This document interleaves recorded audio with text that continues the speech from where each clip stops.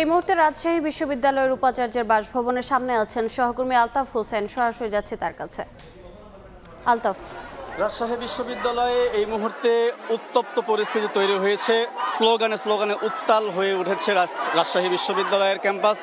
এই মুহূর্তে ভিসি চত্বরের সামনে ঠিক শত শত শিক্ষার্থীরা কিন্তু অবস্থান নিয়েছে। কিছুক্ষণ আগেই তারা জুবিলি ভবনের সামনে ছিল। সেখানে আমরা সর্বশেষ দেখে এসেছি যে শিক্ষকরা কিন্তু 3 জন শিক্ষক, বিশেষ করে উপাচার্য, প্রক্টর এবং রেজিস্ট্রার, তারা কিন্তু ভিতরে এখন পর্যন্ত শেষ পর্যন্ত আমরা অবরোধও দেখে এসেছি। ঠিক এই মুহূর্তে আমরা দেখছি শিক্ষার্থীরা ভিসি চত্বরের সামনে অবস্থান নিয়েছে এবং সেখানে তারা কিন্তু মুহুর্মুহু স্লোগান দিয়ে, আমরা দেখছি শত শত শিক্ষার্থীরা এই দাবির পরিপ্রেক্ষিতে, পোষ্য কোটা বাতিলের পরিপ্রেক্ষিতে অবস্থান নিয়েছে। আমরা জানি বিশেষ করে আজ দুপুরের পর কিন্তু শিক্ষার্থীরা আসলে শিক্ষকদের সাথে এক পর্যায়ে হাতাহাতির একটি ঘটনা ঘটে এবং তাই সেই ঘটনার পরিপ্রেক্ষিতে কিন্তু উত্তপ্ত পরিস্থিতি তৈরি হয় রাজশাহী বিশ্ববিদ্যালয়ে এবং একই সঙ্গে শিক্ষার্থীরা কিন্তু চলে আসে জুবিলি ভবন এবং জুবিলি ভবনে কিন্তু সারাদিন ব্যাপী মূলত শিক্ষকদের অবরুদ্ধ করে রাখা হয় এই দাবির পরিপ্রেক্ষিতে।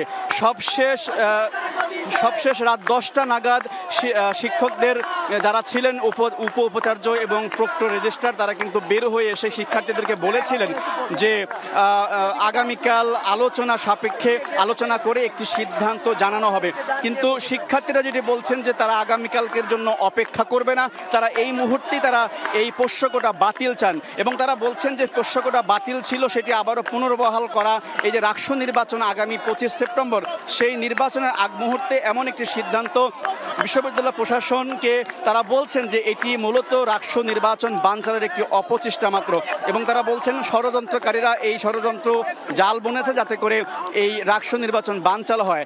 একই সঙ্গে তারা বলছেন যে আজকে এই মুহূর্তে থেকে তারা বলছেন প্রয়োজনে সারা রাত এবং আগামীকাল সকাল এবং যতক্ষণ পর্যন্ত না তাদের যে দাবি পোষ্য কোটা বাতিল, সেই বাতিল যদি না করা হয় পোষ্য কোটা, ততক্ষণ পর্যন্ত তারা আন্দোলন চালিয়ে যাবে শিক্ষার্থীরা। এবং আমরা দেখেছি সন্ধ্যার পর থেকে কিন্তু শিক্ষার্থীদের সংখ্যা ধীরে ধীরে কমে আসছিল এবং রাত 10টার পরে কিন্তু আমরা দেখছি ধীরে ধীরে শিক্ষার্থীদের সংখ্যা বাড়তে থাকে এবং একই সঙ্গে নারী শিক্ষার্থীদের আমরা অংশ নিতে দেখছি। এই মুহূর্তে আমরা হাজারো শিক্ষার্থীদের অবস্থান দেখছি ভিসি চত্বরের সামনে এবং শিক্ষার্থীদের কিছুক্ষণ আগে আমরা কিন্তু ভিসির বাসভবনের যে গেটটা, সেই গেট টপকিয়ে কিন্তু আমরা উঠতে দেখেছিলাম এবং গেটের সামনে গিয়ে তারা কিন্তু এক প্রকার কিন্তু তারা গেট ধরে ধাক্কাধাক্কিও করে। সরাসরি যুক্ত ছিলাম রাজশাহী বিশ্ববিদ্যালয়ে।